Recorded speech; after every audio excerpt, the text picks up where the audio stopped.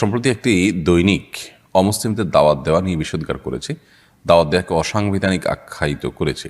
অথচ প্রত্যেক ধর্মের প্রচার করা সাংবিধানিক অধিকার। আপনার মন্তব্য কামনা করছি। বা রফিকুল ইসলাম, আপনি যে রিপোর্ট বা যে আপনার লেখার কথা বলছেন জাতীয় দৈনিকের, সেটি সম্ভবত আমি দেখেছি এবং আর অনেকে দেখেছেন যে খুবই দুঃখজনকভাবে একটি দৈনিক একটি মিথ্যা, সম্পূর্ণ ভিত্তিহীন এবং বানোয়াট আপনার রিপোর্ট প্রকাশ করেছে। সেখানে দেখিয়েছে যে অমুসলিম মেয়েদেরকে টাকার প্রলোভন দিয়ে তাদেরকে ধর্মান্তরিত করা, এটার নানা রকম প্যাকেজ ঘোষণা করা হয়েছে। যে সংগঠনের প্যাডে এটি লেখা হয়েছে বলে দেখানো হয়েছে, সেই সংগঠন থেকে আরও কয়েক মাস আগেই এরপরে প্রতিবাদ জানানো হয়েছে যে এটা সম্পূর্ণ ভিত্তিহীন, ভুয়া, কে বা কারা তৈরি করেছে এটা।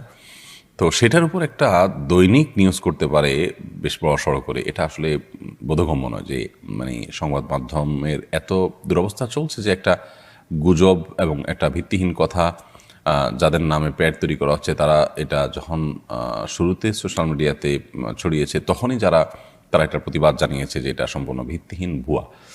তো বহুকাল পর এসে সেটাকে নিয়ে আবার নিউজ করেছে একটা জাতীয় দৈনিক এবং তাদের কোনো বক্তব্য সেখানে নেয়নি। আর ভুয়া যে সেটা তারা ভেরিফাইড ফেসবুক পেজে তারা জানিয়েছে, অফিসিয়ালি জানিয়েছে, তারপর এটা করেছে। এগুলো আমাদের সাম্প্রদায়িক সম্প্রীতি নষ্ট করার প্রচেষ্টা। যারা এগুলোর সাথে জড়িত আছে, এই রিপোর্টের সাথে জড়িত আছে, এখানে যারা আপনার বিভিন্নভাবে এই রিপোর্টে নিজেদের মতামত ব্যক্ত করে পণ্ডিতি জাহির করেছেন, তারা প্রত্যেকটা মানুষই কম বেশি এর দায় তাদেরকে নিতে হবে, তাই দায় এড়াতে পারেন না।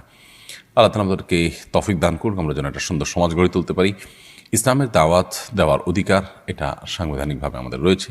অন্য ধর্মাবলম্বীরাও তাদের ধর্মের দাওয়াত বা প্রচার তারা করতে পারে সাংবিধানিক অধিকার হিসেবে। কিন্তু সেখানে অন্য ধর্মাবলম্বীদেরকে দাওয়াত দেওয়াটাকেই দোষে মনে করা, এটা মূর্খতা এবং অজ্ঞানতা ছাড়া কিছুই না। এবং এগুলো আমাদের সমাজকে অস্থিতিশীল করে তুলবে। মন্দ জিনিস ছাড়া ভালো কিছু বয়ে আনার কোনো সম্ভাবনা নেই এই সমস্ত বিষয়ের কারণে।